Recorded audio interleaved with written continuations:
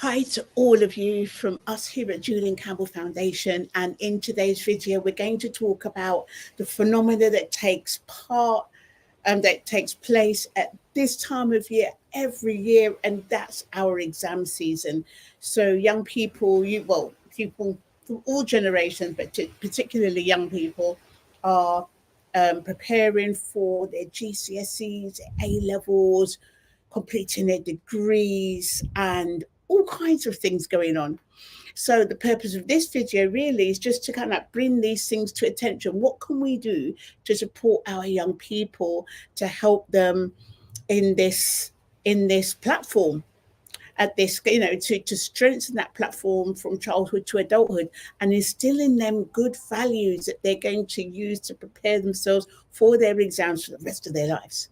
So speaking with a lot of our mood mentors, and here at Julian Campbell Foundation, we train our mood mentors, and our mood mentors go into schools in the community, and they talk with young people and help them manage their mental health and well-being. It's not about academic intelligence, even though looking at moods is important for emotional intelligence, which in turn does bring the biggest rise in achievement.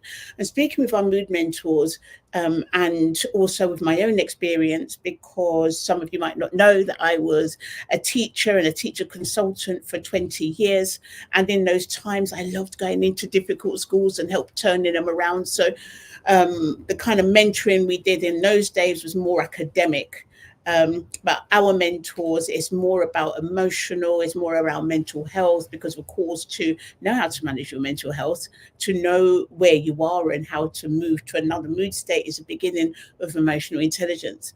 So what kind of things have our mood mentors said? What kind of things have they been speaking with their students? And one of the things is really, as parents and carers, we can provide a kind of scaffolding and the foundation for our young people for them to act within. So that means that making sure that you are giving them a balanced routine, that they're waking up at a certain time, they're going to sleep at a certain time, that they're taking regular activities and exercises outside of the classroom, outside of revision, and also meals as well. So what can this look like?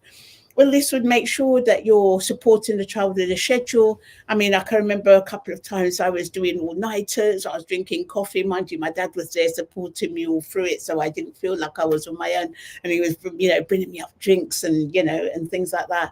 But just making sure that the young person around you is getting a good sleep.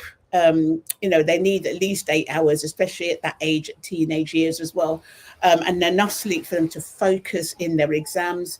Um, Exercise as well, really, really important. Young people need an hour of exercise a day, and it can be any kind of exercise. It doesn't need to be all at once, but for example, healthy meals, and so making sure there's fixed meal times, because now we're in half term, especially in the UK.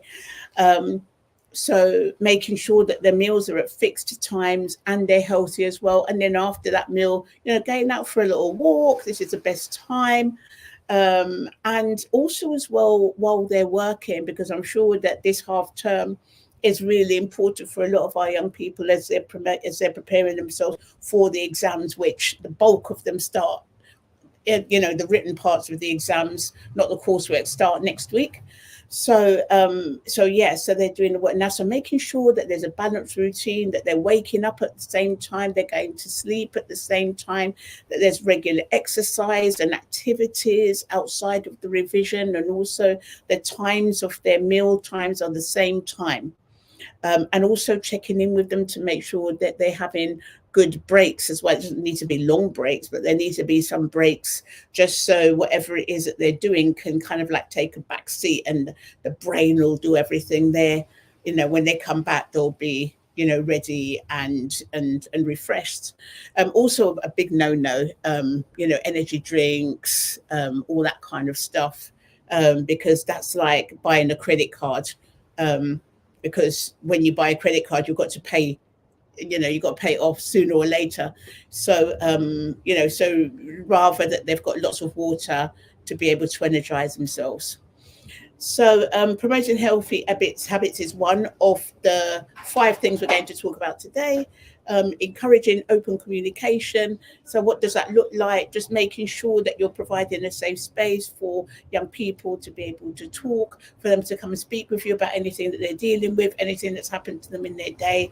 And sometimes it's just really listening to the young person and making sure that you are listening and you're not kind of like being distracted at the same time, playing with a phone or doing something else, that you're really focusing on what they're saying, that you've digested what they're saying. And sometimes it's not even that you have to do anything or that you have to say anything, but just making sure that you're listening and that you've got their communication, and that's enough. So, being able to provide that space without judgment, so young people can come and speak with you, and then a problem shared is a problem half. Then they go away feeling reassured and lighter and more able to tuck into their studies. Also, as well, this would have been provided already, like the practical support. So having that revision timetable that their mentors would have provided and their teachers would have provided earlier on in the year, help them with their revision timetable, but making sure that you've got a copy of that so you can support them, that what they're doing, so you can help them. You can help them sometimes break things into more manageable chunks. And would they need tutoring with certain subjects, just to kind of like help them diminish that stress or anxiety? There might be somebody that that you can put in touch with that young person in your life, just to help them at this time and just minimize that stress. So, as well as so let's talk about how we can offer support. So I said before that it would be really good if you could listen to that young person in a non-judgmental way. You're listening to what it is that they're dealing with, really listening and getting their communication. But that's what we call active listening. So really being attentive, that can really, really make a big difference. And do they need to speak with anybody else? Because we've got mood mentors in Julian Campbell Foundation, or somebody that or somebody at school that might help them in this time, because our mentors are in schools, and it's this time of year where a lot of young people are finding it really difficult, because there's a lot of responsibility that comes with taking the GCSEs and exams. And I still remember at my age how stressful it was taking it. Was O levels in my day, but I still remember how stressful it was, and how actually since then I've never been as stressed as I was, when I first did it.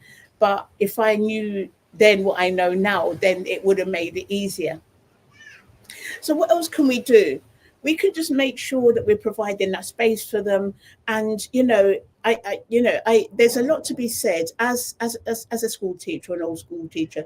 There's a lot to be said about our young people, and and maybe panicking at this moment in time, thinking to themselves, "Oh my goodness, I don't know if I know enough. I'm going to learn something more." And I would say, as an old science teacher, it's better that you know less topics and you know them in more detail than know everything and have it superficially, because something really happens when you know less of something.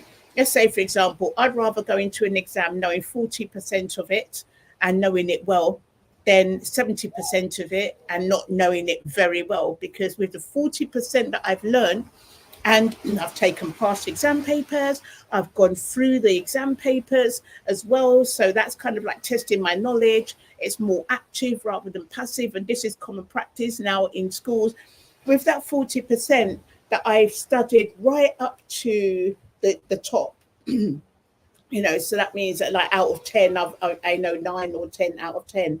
That's really going to help me, because if there's a topic I don't know, then I can use that learning, and it really does kind of like transfer from one domain to another. That once you can think in a certain way, and a lot of science is about equations, and you have to manipulate them and all this and the other.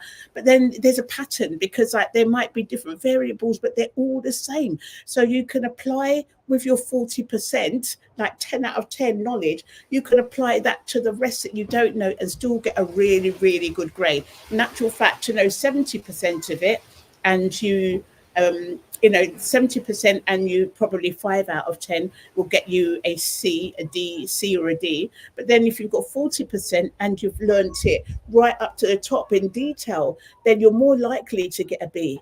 So so today we've been talking about how we can support our young people in exam times. And who am I to say that? I mean, I'm a youth mental health expert. I've worked around youth mental health in that capacity for 15 years. And also I was a science teacher and a consultant for 20 years. So I've seen both sides, if you like, of this time of year and how to support children from an instructive way and also from a mental health perspective.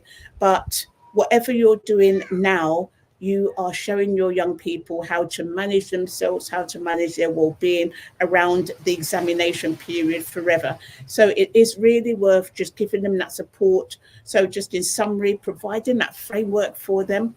And when you're providing that framework for them, making sure that there's regular meals, that they're nutritious meals, that there's exercise and activities for them to, you know, and that they're not kind of like in the work and the revision all the time, making sure that you're listening to them, that you're listening for what it is that they're dealing with. Sometimes you don't have to come in and solve anything. It's just getting their communication just to lighten their load so they can focus more on their work. And if you feel they need a bit extra, then you can always contact your school, because your school will have mentors such as us, or have counsellors as well to give them that little support at this time. So thank you for watching this video. Please put any comments below, anything that you'd like us to speak about, and wishing you and the young person in your life the best of luck through the exam periods, making sure that they get enough sleep, and you know, and they're not kind of like working, studying through the night. But you know, the best thing is just to make sure that you've got a framework for them, and there's consistency around their revising, around their eating, and that you're really listening to them and supporting them in this time. So thank you for watching this video, and that's goodbye for from us for now at Julian Campbell Foundation to you until the next video. Thank you very much.